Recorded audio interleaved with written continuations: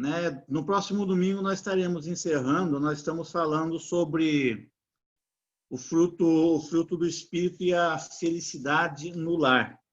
Baseado aí na carta que o apóstolo Paulo escreve aos Gálatas, né? Capítulo 5, versículos 22 aos versículos 24. Nós não vamos ler para ganhar tempo, né? Todas as reuniões nós lemos, mas vamos ler apenas o versículo 22 e o 23, que constam a relação do fruto do Espírito, né?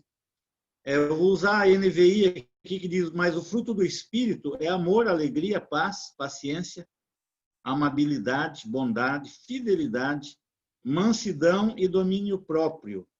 Contra essas coisas não há lei. E a última vez que nós estivemos falando sobre o assunto, domingo passado foi o Bruno, né? Nós estávamos ainda acamados. Aí o Bruno ministrou sobre o capítulo 11 do Evangelho de João, que ele tem dado uma continuidade. E na parte da manhã, o nosso irmão presbítero Danilo falou sobre um beco sem saída, né? A mensagem é bem oportuna, onde eu fui bastante edificado. E fomos edificados também com a ministração do Bruno, né? O Bruno, ele é bastante assim, ele gosta bastante de entregar bem mastigado, né? O assunto. Então não tem para onde fugir, né? Se a gente não entender, ele gosta de especificar bem o assunto, ele tem facilidade para isso. E a última vez que nós estivemos falando, nós estivemos sobre o fruto do Espírito Santo com relação à família. Nós falamos sobre o amor, que é o primeiro.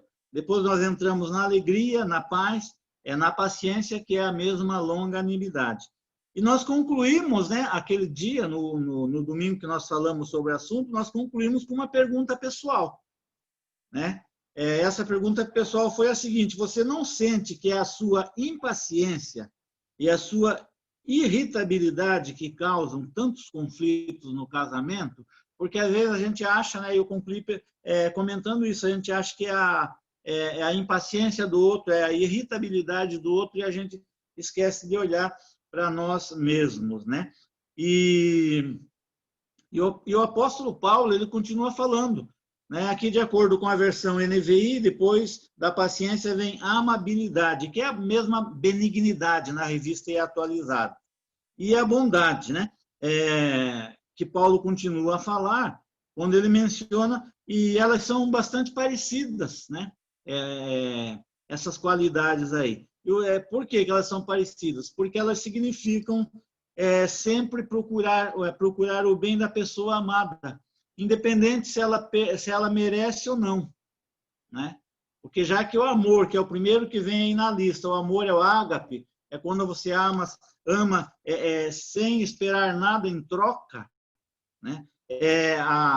A benignidade ou a amabilidade e a bondade que Paulo cita significam isso aí também. Significam procurar o bem, né, da pessoa que é alvo do nosso amor. E o apóstolo Paulo, falando sobre isso lá na carta aos Efésios, né, lá no capítulo 5, versículo 25 a 28, falando do amor pela esposa, né, ele fala sobre isso daí. Que ninguém odeia o seu próprio corpo, né? Ninguém quer o mal para o seu próprio corpo. Lá no versículo, ele começa a falar sobre o assunto, lá no capítulo 5 de Efésios, lá no versículo 25, falando do amor do marido pela esposa, como o amor de Cristo pela igreja, né? Ele diz: maridos, ame cada um a sua mulher, assim como Cristo amou a igreja e entregou-se por ela, para santificá-la, tendo-a purificado pelo lavar da água mediante a palavra, e para apresentá-la a si mesmo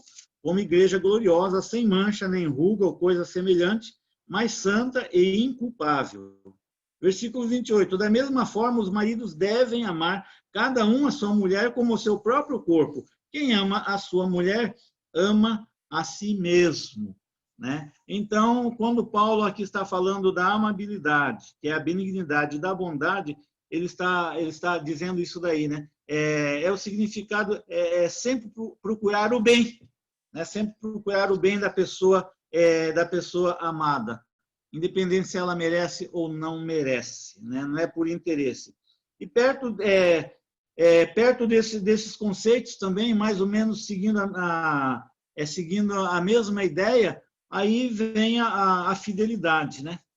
A fidelidade, o que seria fidelidade? Fidelidade é aquela qualidade de alguém em quem nós podemos confiar sempre, né? Independente se nós estamos fazendo coisas certas ou coisas erradas, né? Nós confiamos na pessoa porque sabemos que ela vai nos aceitar, ela vai nos entender, vai nos compreender e procurar nos ajudar, né? Então, a fidelidade é essa qualidade de alguém em quem nós podemos confiar sempre, independente das situações, independente das circunstâncias, né? Por quê? Porque ela nunca vai nos decepcionar. E a Bíblia, ela nos afirma fiel. Deus é fiel, independente de nós, ele continua fiel. É a promessa, né? Lá em Deuteronômio, capítulo... hoje eu estava lendo esse texto, no capítulo 7 de Deuteronômio, versículo 9, né? É quando Moisés fala essa realidade ao povo judeu. Ele mostra ao povo judeu que Deus era um Deus fiel. Deus continuava fiel. Independente deles, Deus continuava fiel. É capítulo 9, versículo 7, né? Quando diz aqui, lembrem-se disto, e jamais esqueçam como vocês provocaram a ira do Senhor, o seu Deus, no deserto.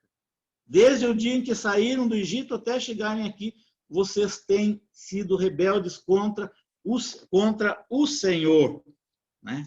Mas lá no capítulo 7, versículo 9, aí Moisés fala que Deus, né? Eles tinham sido rebeldes, eles sempre foram rebeldes, desde o momento que eles saíram do Egito. Mas lá no capítulo 7, versículo 9, Moisés diz que saibam, portanto, que o Senhor, o seu Deus, é Deus. Ele é o Deus fiel, né? Que mantém a aliança e a bondade por 1000 gerações daqueles que o amam e obedecem aos seus mandamentos, independente do que o povo fazia. Deus continuava sendo o Deus fiel, né? O povo era um povo de coração duro, um povo teimoso, um povo de coração empedernido, como a própria palavra fala, mas Deus permanecia fiel porque ele era fiel a uma aliança que ele tinha feito. Ele não abria mão dessa aliança, né? Então, Paulo, quando escreve na sua segunda carta a Timóteo, capítulo 2, versículo 13, ele diz que mesmo que nós sejamos infiéis, Deus permanece fiel, né? Ele nunca vai nos decepcionar, irmãos. Pelo contrário, nós é que o decepcionamos muitas vezes. Sim, num sentido humano, né? Porque ele conhece o nosso coração, ele sabe que nós somos pó. E falando sobre o assunto de fidelidade, né? O reverendo Augusto Nicodemos, ele enfatiza afirmando que fidelidade deveria ser uma das características mais marcantes na vida do cristão, né? Mas muitas vezes isso não é marcante na nossa vida como cristão, né? E ele fala isso por quê? Porque um dia nós fizemos um juramento diante de Deus e dos homens. Nós estamos falando de casamento, de relacionamento, né? Então nós deveríamos ser fiel ao cônjuge, especialmente aquilo que nós prometemos um dia, né? Durante a cerimônia lá de casamento, ou na igreja, ou lá no cartório, né? Mas nós vemos que no decorrer dos tempos a fidelidade tem se tornado uma atitude cada vez mais rara na sociedade em que nós vivemos, né? Traição, adultério, infidelidade, ao contrário, são cada vez mais aceitáveis. E, inclusive, né? A separação que tem adentrado ao meio evangélico e tem sido olhado como normal, né? Uma vez eu li uma citação, não sei se vocês conhecem, aquele escritor Aldous Huxley, né? Ele tem um livro, Admirável Mundo Novo, e nesse livro ele cita assim meio que profeticamente, né? Nada a ver, mas parece que o que ele escreveu se tornou uma profecia, né? Ele escreveu o seguinte nesse livro, quando ele cita, um dia não muito distante, as licenças para casamento seriam concedidas como licença para cachorros. Na época eu achei assim uma comparação meio, mas ele está falando de licença, não é das pessoas, né? De licenças para cachorro. Servem apenas para um período de 12 meses e permitem que você troque de cachorro durante esse período ou que mantenha mais de um cachorro ao mesmo tempo, né? Parece que ele profetizou, né? Parece que ele profetizou porque nós temos vivido essa realidade em termos de sociedade. E isso, infelizmente, também tem afetado o meio cristão, irmãos, né? Fidelidade é algo assim que não tem sido levado muito a sério, né? A gente faz um monte de promessa, faz um compromisso diante de Deus, primeiramente, diante do povo, e depois, por qualquer problema, por qualquer motivo, nós quebramos tudo aquilo, todas aquelas promessas que foram feitas. Eu quero fechar, né, essa parte dizendo que somente pela graça, né? Pela graça e pelo poder do Espírito Santo de Deus nas nossas vidas, né? Operando, trabalhando nas nossas vidas, operando, trabalhando nos nossos corações e nos nossos casamentos, nos nossos relacionamentos, que nós poderemos cumprir aquela fidelidade de coração que Jesus cita lá em Mateus capítulo 5, verso 28. Né? Lá no Velho Testamento se chegasse ao ato. Lá no Novo Testamento, quando Jesus fala, se você olhar para uma mulher no teu coração, você desejar, você já adulterou com ela, né? Então, a fidelidade de coração é uma fidelidade de coração. Vamos tornar mais reais somente o Espírito Santo de Deus, né? Operando nas nossas vidas. Somente a graça de Deus sendo derramada nos nossos corações. A dependência de Deus, através do Espírito Santo, tentarmos andar no nosso dia a dia, no Espírito, que podem tornar reais as promessas que um dia foram feitas diante de Deus e diante dos homens. E nós continuarmos viver a vida, né, com problemas, é claro, com dificuldades, com lutas, todos nós enfrentamos no nosso dia a dia, como família, como pessoas, nos nossos relacionamentos. Mas nós não iremos desistir, né? Porque Deus irá nos dar condições. Por isso que nós devemos viver e andar no Espírito. Porque se nós andarmos, o fruto do Espírito vai ser gerado nas nossas vidas. Isso não é por força, né? Não é por violência, é pelo Espírito. Mas a nossa parte depende de nós andarmos na dependência dele, caminharmos na dependência dele. Quando nós estivermos enfrentando uma situação, problemas, dificuldades, nós procurarmos o socorro nele. É aquilo que Salomão fala lá em Eclesiastes, que o cordão de 3 dobras, ele não se arrebenta. É mais difícil de arrebentar. Irmão, sozinho fica difícil.